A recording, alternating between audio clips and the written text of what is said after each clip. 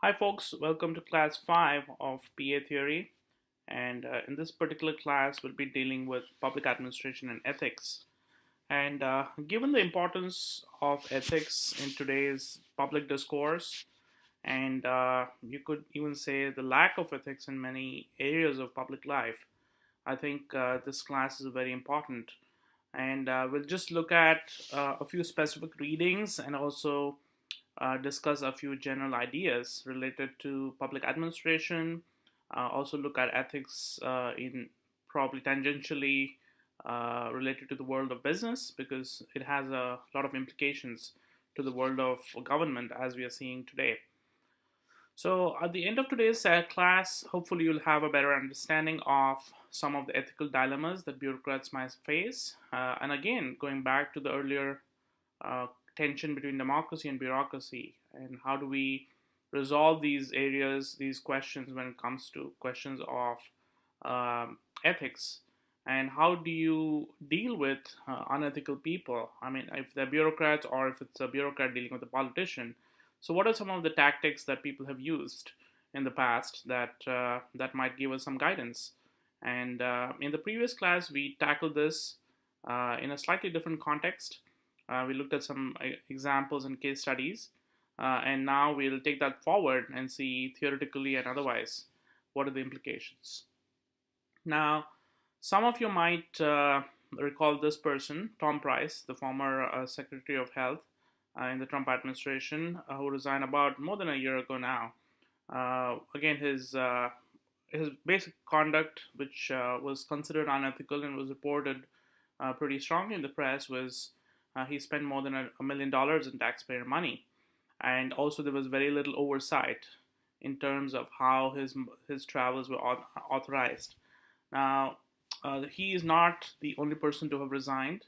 By now, I think there's a long laundry list of people who resign in this administration for purely ethical reasons that I think there's a book waiting to be written or already being written just about the number of people who resign from the current administration for ethical reasons.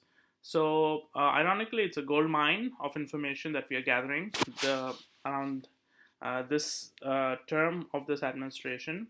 And so we'll see how that impacts public confidence in government, which unfortunately is already low, and what that means for public administrators in general, and how we are in this situation, and what needs to be done to fix public trust and the systems of integrity and accountability in government settings. So I just printed a letter that he has offered to the President of the United States. All right, we can have a class discussion, but it's something I want you to think about. Pause this video or maybe make some notes. But think about the growth in technology, the growth of bureaucracies, or the reduction of bureaucracies in some case, and the growth of sort of micro communities or decline of the social order as we know it. How has that contributed to unethical behavior? Are Americans becoming more isolated? Are they starting to becoming? Have they started to become more increasingly self-absorbed as a people? Is that an argument we could make?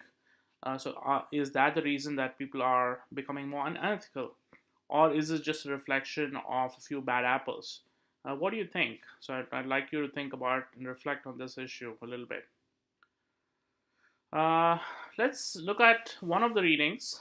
So, in terms of what Watergate had as an impact on responsible government. So, as you all would probably know by now, and I hope you've read enough about Watergate scandal, uh, it really enormously impacted how people thought of government, what was the reach of law, and how people thought of executive power in the case of the president's power. And if you recall, one of the big issues and debates subsequent to the Watergate scandal was really did do we need to curtail the president's executive power? Now, we are in a similar context in that there is increasing talk of misuse or abuse of executive power across various domains, and that, of course, there has been a challenge from various courts in the country, especially when it comes to immigration and other issues. There was a recent challenge by a Supreme Court judge on climate change action. I believe this was due to some of the policies of the Trump administration. So we are seeing both judicial as well as other forms of resistance to some of the policies and programs um, that are coming out of the current administration. And a lot of scholars as well as journalists are talking about the parallels with the Watergate scenario because the parallels are strikingly similar in terms of especially the ethical considerations that one needs to take about in terms of abuse of power and personal enrichment of people involved and things of that nature. So it's something one can take into account. Another important point that you can keep in mind and also think about is in the context of what Rosemary O'Leary talks or brings up is the whole idea of ethics of dissent. Like, what are the ethics of dissent? Like, if we disagree with a particular program or policy, what sort of resistance can you offer in terms of disagreeing with those policies, and how do you dissent? Like, is there a mechanism? Are there good and bad ways to dissent? And who determines what is the right or wrong way? So please use this link to watch this video by Rosemary O'Leary on Guerilla Government, which also builds upon her case study, which we've analyzed. It takes that a step further. So Rosemary O'Leary's book, also called Ethics of Dissent, is very important in this context. I encourage you to read it.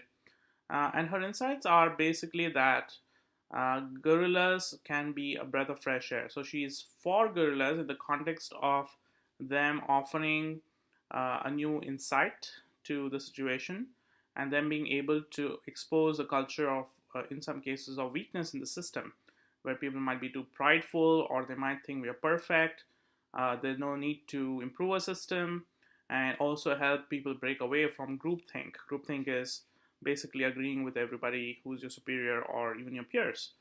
So she offers her argument saying there's a way of thinking about this, and that's through thinking of the ethics of dissent. So that's really her contribution to understanding how cronyism or arrogance within institutions can lead to people making mistakes and others not reporting or even questioning those sorts of mistakes, which could cost the public billions of dollars, or in some cases, like uh, the NASA's disastrous program, I believe it was Columbia, even lives. So that's something to think about. So another important or fundamental thinker who talked about the ethical obligations for public servant was Dwight Waldo, and in his article he talks about these. I believe these are 12 ethical obligations.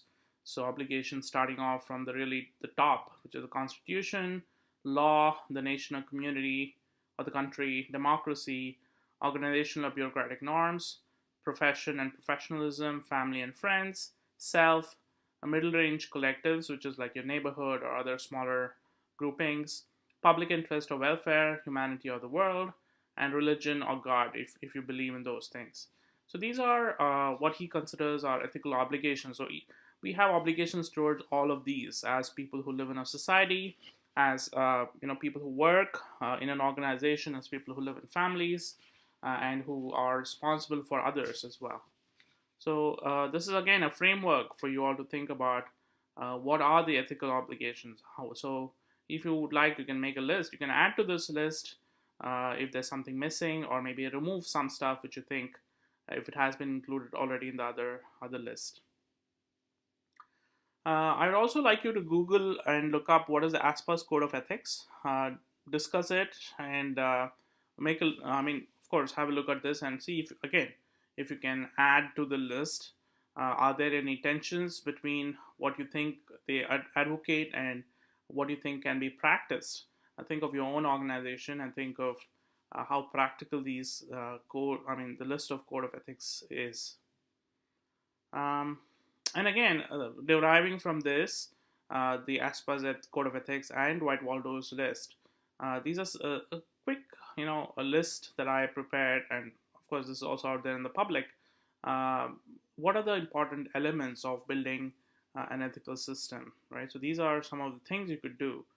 So building personal integrity and accountability, having communities that demand respect for public resources, upholding the law and constitutional, and also leaders promoting social equity and not favoring certain groups or individuals or others. And above all, I think as bureaucrats or public servants, one must remember that public interest is your first or should be your first priority, rising above either ethnic, racial, or other sort of, or even gender-based favoritism. All right, so I have also a list of additional resources and other stuff if you'd like to have a look. So I hope you enjoyed this session, and I look forward to discussing these ideas with you all. Thank you.